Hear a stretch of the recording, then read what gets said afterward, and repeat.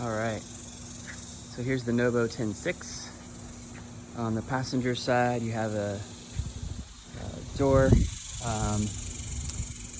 storage panel or pantry for like dry goods and chips and anything you want to keep up there. We have first aid kit and some other things in here. This door accesses to the outside kitchenette. Up top you have your kayak racks. You have a wheel well that you can stand on, and then you have your jacks on the back, and then here on the front I have a WD-40 those every time. They're not the best kind of jacks that I usually like on as far as the scissor mechanism, but they work. Up front, here's your battery at the tongue of the trailer. You have your propane access here. You have a quick connect here, which I'll show you how to hook up to the stove, but that's where that is located. You have your 7-way connector, your chains, your hitch, and then the hitch pin. Most important thing about the trailer is making sure that you have, once you connect it to the ball, that you flip this, lock it down, and you put your hitch pin in. Number one piece of advice I can offer. All right, coming around the driver's side, again, here's another scissor jack. You have your water connections. So if you want to tow with water, this will hold up to 30 gallons. Makes it kind of heavy, so I'd recommend, you know, if you want to bring 10 gallons or so, that you could absolutely do that, depending on how much weight you're carrying. But I usually go with about 10 gallons just for hosing people off and all that kind of thing. Spare tire.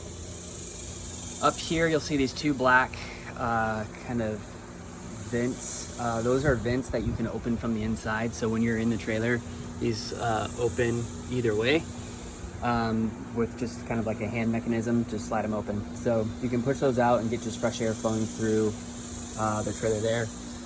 Again, so this is the driver's side. So you have another entryway on the driver's side. Your power is here on the driver's side of the trailer. So it's 30 amp.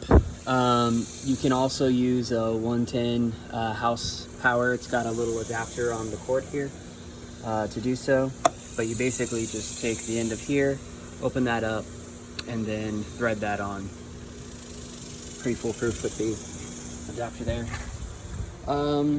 Other things on this side. So your rooftop tent access is from this side. You take off the cover snaps.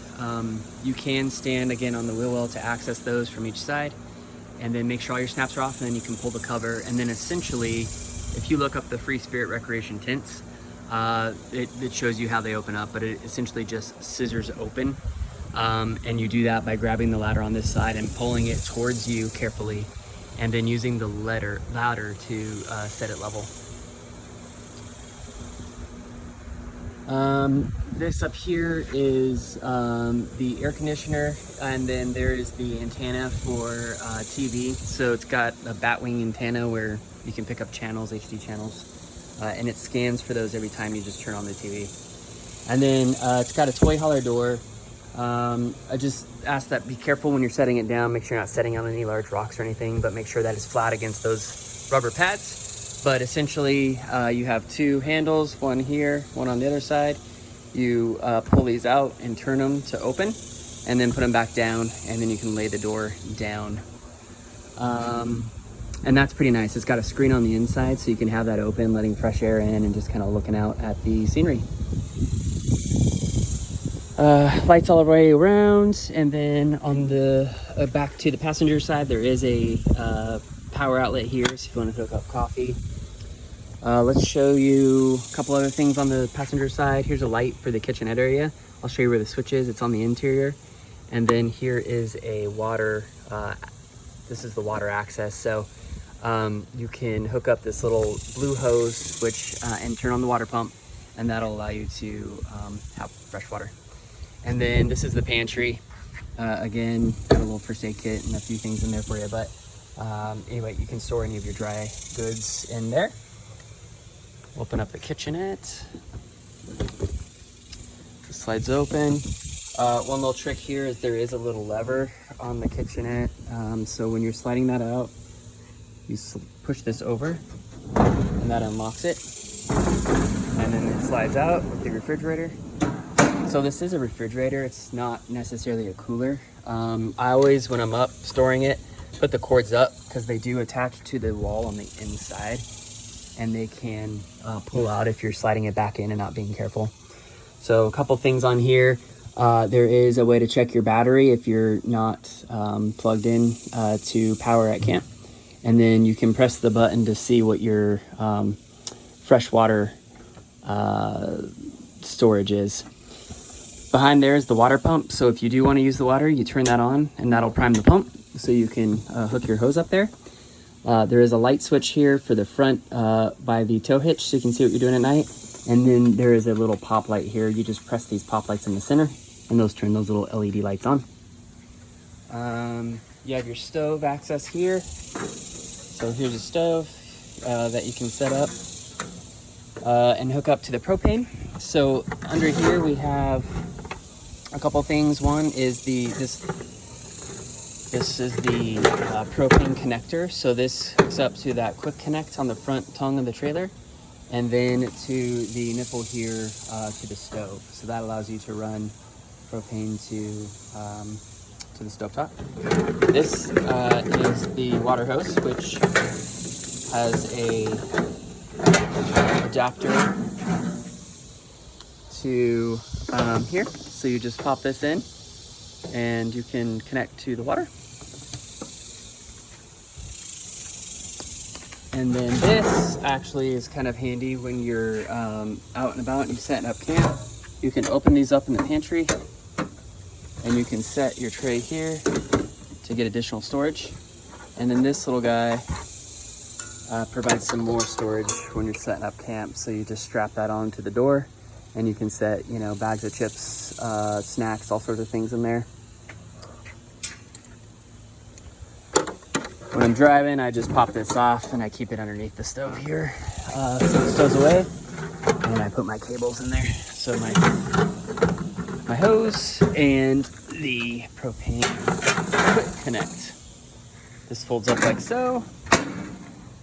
Fridge, basic functionality. It will cool while you're driving if you have the 7-way power.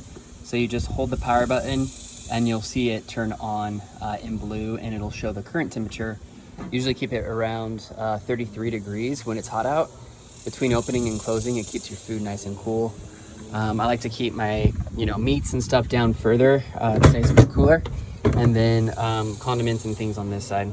So again, you can take this out and if you wanted to either leave it at my house or leave it within your garage and use a cooler in its place if it fits.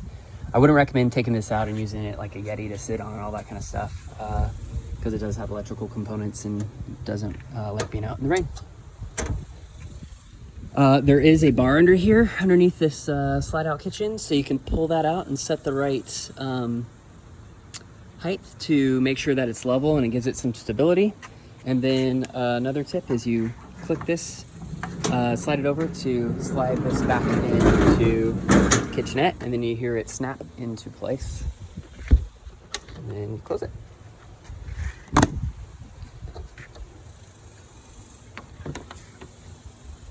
That is the kind of primary points on the outside here. I'll open this up and show you. One little note here, this door is a little bit sticky, so sometimes I do push forward on it to help open it up. All the windows have sliders on them. They have drop down little curtains, so you can drop those down for privacy. Open the other door so there's light in here. And here's the driver's side door. So both open. Again, the back opens as well. There's a screen here on this back door like I mentioned. There are 3 pop lights on the interior that pop on. Smoke detector. TV, behind the TV is storage, so you can put, I don't recommend anything heavy, but we put blankets and pillows and things like that back there. You can unsnap the TV. That's the kind of retainer strap for when you're driving, so always make sure that that's on when you're driving, and then you can unhook it and kind of move it out of the way once you get to camp. That box there is the fuse box. You can pop that open and check any fuses if you had any issues with fuse going out. In here, open that up, it's a little pantry. It's got a couple shelves and then a small spot to hang t-shirts, etc. And then there is a skin in the closet where you can access a little lockbox in that kitchenette behind the cooler refrigerator. I don't really use that, but it is there. You got power there, and there's USB power. I have a wireless charger up above sitting on that black box, which is the inside of that pantry. TV remote's there. There's a Fire Stick on the TV if you were able to hotspot if you wanted. And then there's the TV remote, the bigger remote above that. A little basket there for storage. Couch basically folds out into about a full-size bed-ish, maybe queen-size bed. So you lay that out, and that becomes your bed. And then you fold it up during the day or whenever you're wanting to just kind of sit on the couch and chill. With the back door open or not. AC unit is here. AC and heat, again, you need to be plugged into 110 or the 30 amp for the AC to work. But it's pretty basic mechanisms like your typical 90s vehicle. Here's the vents I mentioned from the outside. If you want to let a cross breeze in, there's a vent here.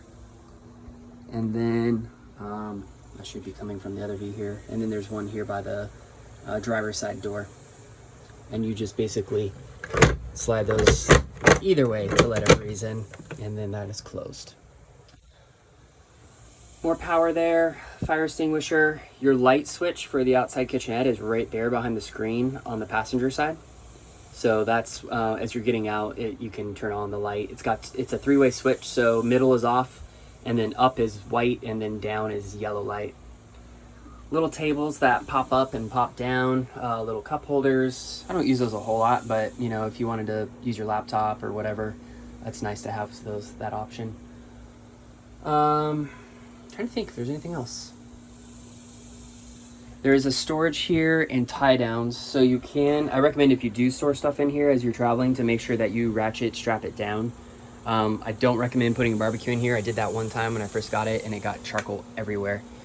Even if it was ratcheted. So you can use those as tie down points. And then underneath this is storage. So there's a little step here, a rhino rack step that goes over the tire.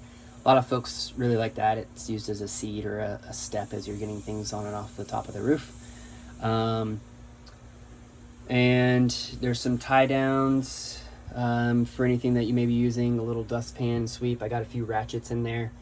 In the storage area, but that is that. You feel free to put whatever you'd like underneath there as long as it folds flat for you.